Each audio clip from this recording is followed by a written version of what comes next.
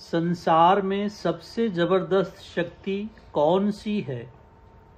इसको हमें अच्छी तरह से जानना चाहिए।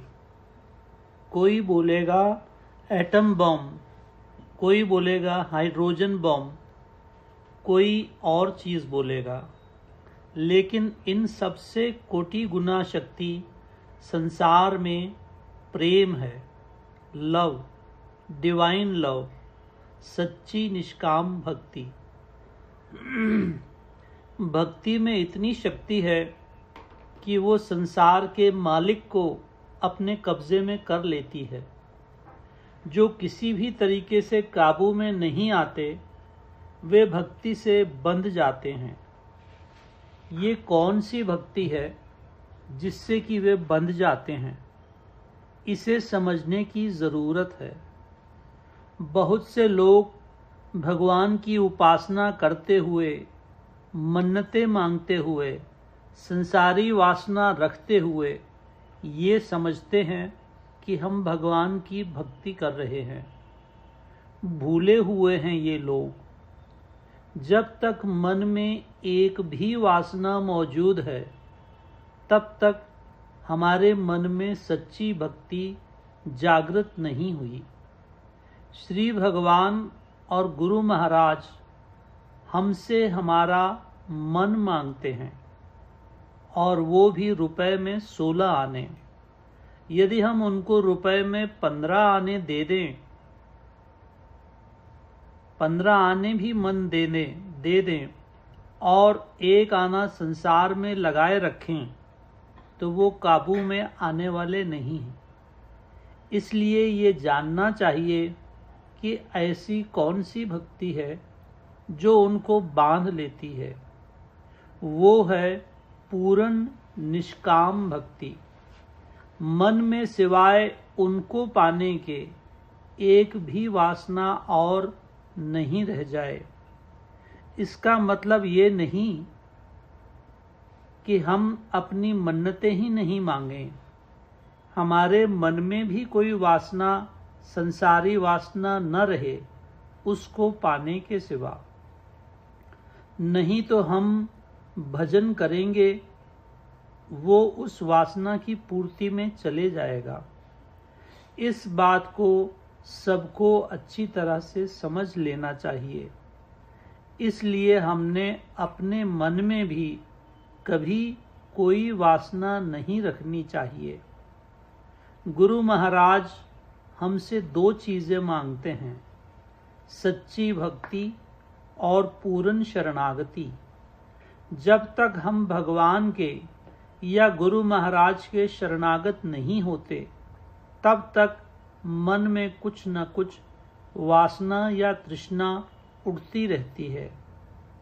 जब तक हमारे अंदर कुछ भी तृष्णा उठ रही है किसी भी चीज़ की, तो हम अभी तक अर्पण नहीं हुए। इसलिए गुरु महाराज बार बार इस बात पर जोर देते हैं कि ये 2 चीज़ें आपको हमारे अर्पण करनी पड़ेंगी, सच्चा और सुच्चा प्रेम और पूर्ण शरणागति। जब ये 2 चीज़ें हम उनको अर्पण कर देते हैं तो इसका मतलब ये है कि हम अपने आप को उनके हवाले कर देते हैं, अपने आप को उनको चढ़ा देते हैं। जब सिवाय उनको पाने के हमारे मन में दूसरी कोई वासना नहीं उठती, इस स्थिति में जब हम भगवान का भजन और ध्यान करते हैं तो उस ध्यान में सत्ता आती है। हम कुछ भी कार्य करने लगते हैं तो उसमें हमें डिवाइन एड मिलती है, भगवान की कृपा मिलती है। इसलिए हमें इस स्थिति में पहुंचना है कि हमारे अंदर सिवाय अपनी माँ को पाने के दूसरी कोई भी वासना न रह जाए। इसे सच्ची भक्ति कहते हैं। जहाँ सच्ची भक्ति होती है वहाँ दरअसल भक्त होता ही नहीं, क्योंकि सच्ची भक्ति मिलती है अपने आप को मिटा देने से। सोचने की बात है, जब हमारे मन में सिवाय अपनी माँ को पाने के कोई भी वासना नहीं रह गई, जब सच्चे मन से, शुद्ध मन से हमने अपने आप को मिटा दिया, तो भक्त रह ही कहाँ गया। जहाँ सच्ची भक्ति होती है वहाँ भक्त नहीं रहता। अब किस चीज़ से भगवान हमारे वश में आते हैं, इसको ज़रा और समझने की ज़रूरत है।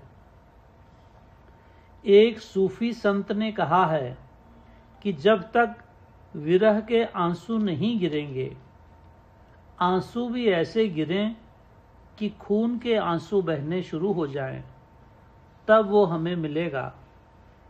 लोगों की वृत्ति अधिकतर बैरांग पूजा पाठ में लगी रहती है, लेकिन सच्ची बात तो ये है कि जिस वक्त हमारे अंतरंग में भगवान के लिए, गुरु महाराज के लिए सच्चा प्रेम उपजता है, तो वह आँखों के द्वारा बह निकलता है।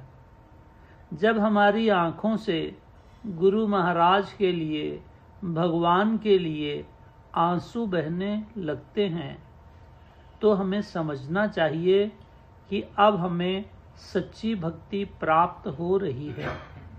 ऐसी स्थिति में पहुंचकर हमें दैनिक कर्म, संध्या वगैरह भी करने की आवश्यकता नहीं है। अब हम उस स्थिति से आगे चले गए हैं। जब भगवान के प्रेम में, गुरु महाराज के प्रेम में आंसू बहते रहते हैं, तब समझना चाहिए कि पौ फूट पड़ी है, अब सूरज निकलने ही वाला है। श्री भगवान के प्रेम में एकांत में बैठकर बहाए हुए आंसुओं की कीमत मामूली नहीं समझना चाहिए। हम आपसे वादा करते हैं कि आप भगवान के लिए एक हथेली भर प्रेम के आंसू बहा दो, भगवान आपको मिल जाएंगे। एकांत में बैठकर भगवान के प्रेम में आंसू बहना बहुत जरूरी है। 1 घंटा प्राणायाम और योग अभ्यास करने से मन की जो गति बनती है, एकांत में बैठकर 5 मिनट भगवान के प्रेम में आंसू बहाने से वही गति बनती है। भगवान के प्रेम में इतनी शक्ति है कि जिस समय प्रेमामय भक्ति मनुष्य के अंदर उपजती है और 6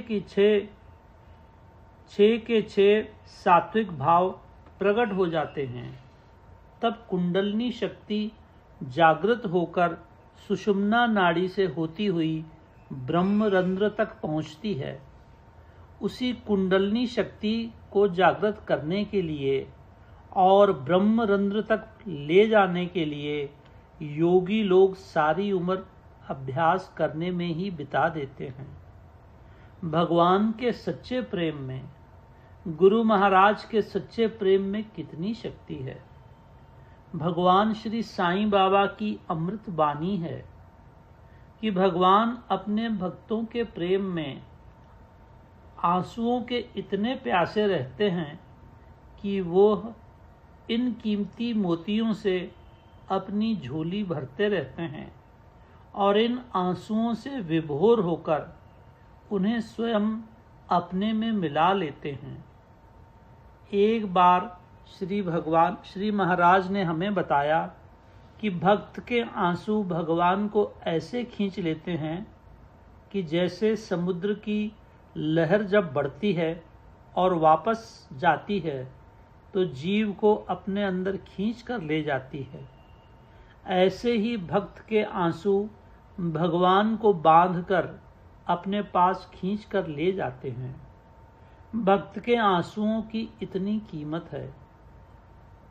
एक बार नारद जी ने श्री भगवान से पूछा कि आपका निजी स्थान कौन सा है।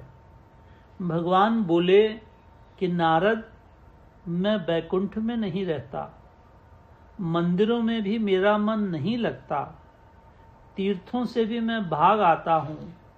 मेरा निजी स्थान यदि तू जानना चाहता है तो वो है मेरे भक्त के आंसू, उनमें मैं रहता हूँ। ये स्थिति आती कब है, ये भी समझना आवश्यक है। ये तो हमने समझ लिया कि उस स्थिति की बड़ी भारी कीमत है, परंतु याद रखो कि गुरु महाराज की कृपा के बिना ये स्थिति किसी की भी नहीं आ सकती। हम समझें कि गुरु कृपा के बिना हमारी आंखों से आंसू बहने लगे तो ये गलत बात है। हम सब कुछ कर सकते हैं, लेकिन जबरदस्ती आंसू नहीं बहा सकते। इसलिए हमें गुरु महाराज की बानी सुनकर उसे अपनाने की जरूरत है। गुरु बानी पर अपने को अर्पित करने की जरूरत है, तभी ये आंसू निकलेंगे। जब तक हम गुरु महाराज से सच्चा और सुच्चा प्रेम नहीं करेंगे, तब तक हमारे आंसू कभी निकलेंगे नहीं। तो ये है भक्ति, जिससे श्री भगवान आसानी से काबू में आ जाते हैं। जब तक उसमें थोड़ी भी मिलावट, थोड़ी भी वासना है, तब तक बात बनती नहीं। भक्ति है भाव का नाम। जब तक सारा दिन हमारा मन भाव में नहीं रहता, तब तक हमें जानना चाहिए कि अभी भक्ति प्राप्त नहीं हुई। गुरु महाराज के भाव में, भगवान के भाव में सारा दिन मन पिघलते रहे, तब सोचना चाहिए कि सच्ची भक्ति हमें प्राप्त हो चुकी है। उद्धव जी से भगवान पूछते हैं कि मनुष्य कैसे जाने कि आपकी सच्ची भक्ति उसे प्राप्त हो चुकी है। तो श्री भगवान कहते हैं, हे उद्धव, जब मनुष्य की मनोवृत्तियां आठों प्रहर अपने हृदय गुफा में विराजमान मुझ परमेश्वर की ओर ऐसे बहती रहें जैसे अथाह अटूट गंगा की धारा बहती है, ऐसे जब उसकी मनोधारा, उसकी मनोवृत्तियां उसके अंतरंग में विराजमान मुझ भगवान की ओर बहती रहती हैं, तो जानो कि उसको सच्ची भक्ति प्राप्त हो चुकी है। अब ये टेस्ट लगाकर हमें देखना है कि हम सबको सच्ची भक्ति मिली है कि नहीं।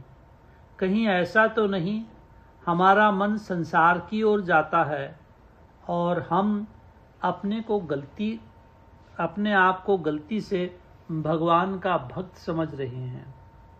ये है भक्ति के लक्षण। श्री भगवान फिर कहते हैं कि हे उद्धव जी, मेरा भक्त कृपा की मूर्ति होता है, किसी से मान नहीं चाहता, लेकिन सबको सम्मान देता है।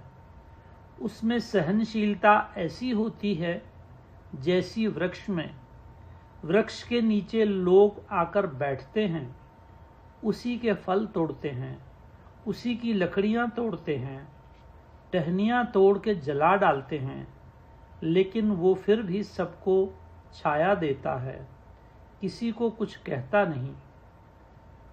ऐसा ही मेरा भक्त है कि उसका कोई अपमान करे, निरादर करे, फिर भी वो सबका भला चाहता है। उसके मन में किसी के प्रति कुछ बुरे भाव नहीं उठते। तो ये हैं भक्त के लक्षण जो श्री भगवान उद्धव जी को बताते हैं। इसीलिए हमें अपने अंदर टेस्ट लगाकर देखना चाहिए कि हमारे अंदर ये लक्षण हैं कि नहीं। यदि हैं तो हमें भगवान की भक्ति प्राप्त हो चुकी है, और नहीं तो अभी हम भगवान से कोसों दूर हैं।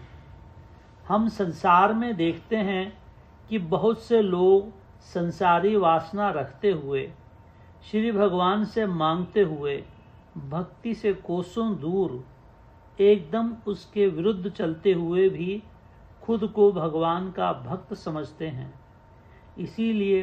इसलिए हमें ये टेस्ट अपने आप पर लगाते रहना चाहिए। सद्गुरुनाथ महाराज की जय। संसार में सबसे जबरदस्त शक्ति कौन सी है, इसको हमें अच्छी तरह से जानना चाहिए।